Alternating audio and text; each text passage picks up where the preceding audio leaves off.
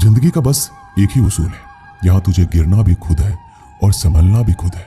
अच्छाई के पीछे कोई नहीं जाता, बुराई के पीछे सभी जाते हैं। शराब बेचने वाला कहीं नहीं जाता, दूध बेचने वाले को गली गली घूमना पड़ता है।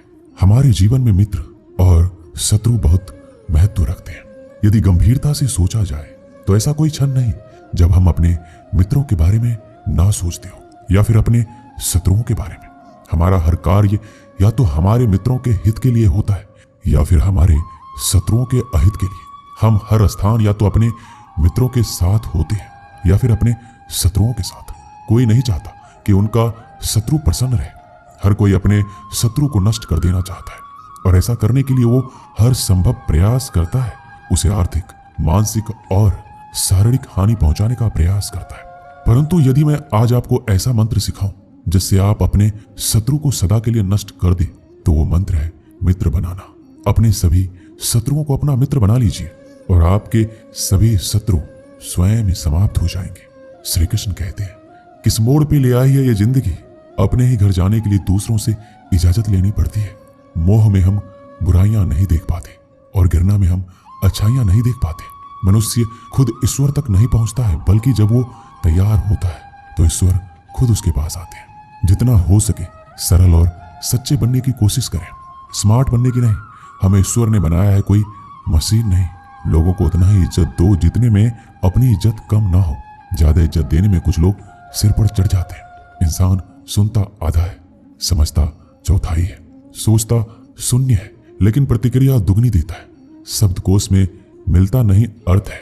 इंसान को समझने में इंसान ही असमर्थ है। सबसे ज्यादा नफरतों का सामना सच बोलने वालों को और लोगों की भलाई करने वालों को ही करना पड़ता है। हम दिए इसलिए प्रज्वलित करते हैं ताकि अंधकार को मिटा सके।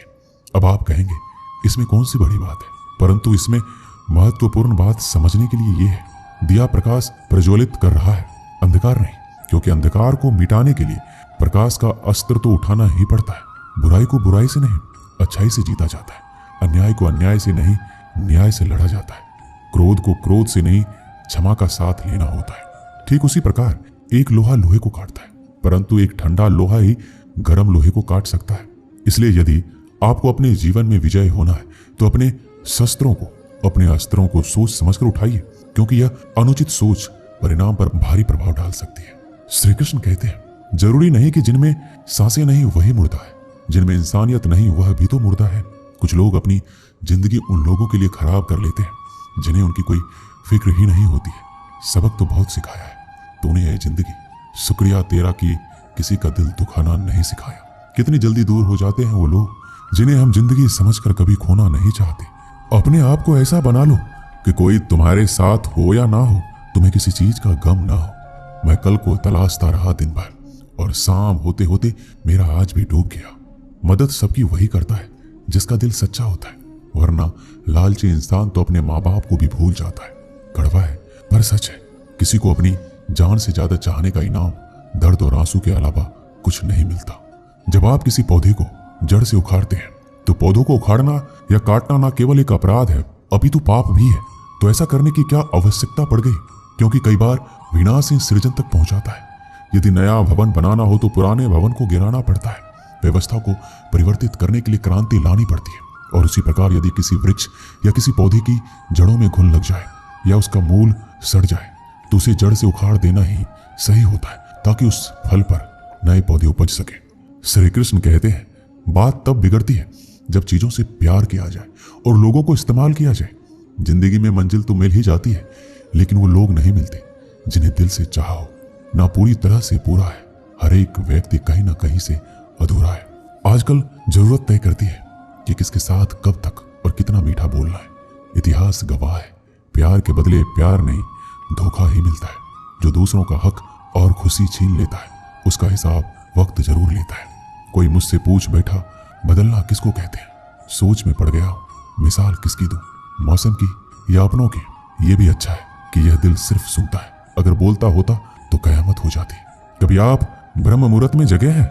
जग कर देखिए, संध्या होने के पश्चात जब रात्रि का अंधकार सारे संसार को धीरे धीरे अपने अंधकार में निगलने लगता है, तो यही अंधकार ब्रह्म मुहूर्त में भोर होने से ठीक कुछ समय पहले अधिक काला हो जाता है।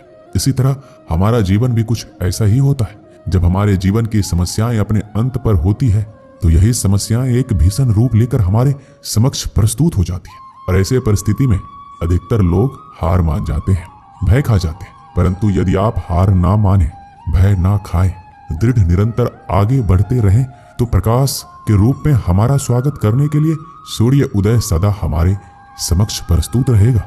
श्री कृष्ण कहते हैं, अगर कुछ लोग आपको गलत समझते हैं तो इस बात का बुरा ना माने, क्योंकि वह आपको उतना ही समझते हैं जितनी उनकी समझ उन्हें इजाजत देती है। जो रिश्ता हमें रुला दे उससे गहरा कोई रिश्ता नहीं है, और जो रिश्ता हमें रोता हुआ छोड़ दे उससे कमजोर कोई रिश्ता नहीं है। जवाब तो हर बात का दिया जा सकता है, मगर जो रिश्तों की अहमियत ना समझ पाया वो शब्दों को क्या समझेंगे। जमाना बदल रहा है ये कहकर लोग बदल रहे हैं, गौर किया तो देखा कुछ भी नहीं बदला है, बस अपने मतलब के हिसाब से लोग बदल रहे हैं। लोग कितनी आसानी से कह देते हैं रात गई बात गई, उनको कौन बताए दिल पर लगने वाली बातों को मिटाने में रात नहीं जिंदगी छोटी पड़ जाती है। जब इंसान अंदर से टूटता है तो बाहर से मिलने वाली हर खुशी उसे सिर्फ हंसा सकती है, परंतु अंदर से खुश नहीं रख सकती। बोलकर सोचने से अच्छा है सोचकर बोला जाए। आधे झगड़े तो यूं ही खत्म हो जाएंगे। तुझ पर खर्च करने के लिए बहुत कुछ नहीं था मेरे पास, थोड़ा वक्त था, थोड़ा मैं था, दोनों बर्बाद हो गए। ना जाने क्यों डरते हैं लोग मौत से, एक यही तो देती है आजादी जिंदगी की जंजीरों से। कभी ना कहो कि दिन अपने खराब है, समझ लो कि हम कांटों से घिरे हुए गुलाब हैं। तकलीफ की सुरंगों से जब गुजरती है जिंदगी तो अक्सर अपने हाथ और साथ दोनों छोड़ देते हैं। सही समय की प्रतीक्षा करके स्वयं को मूर्ख मत बनाइए, क्योंकि सही समय तभी आएगा जब उसे सही बनाने के लिए आप प्रयत्न करेंगे। अगर आप बहुत सारी परेशानियों से गुजर रहे हैं तो एक बात याद रखिए, सितारे कभी अंधेरे के बिना नहीं चमकते, कद्र होती है इंसान की जरूरत पड़ने पर।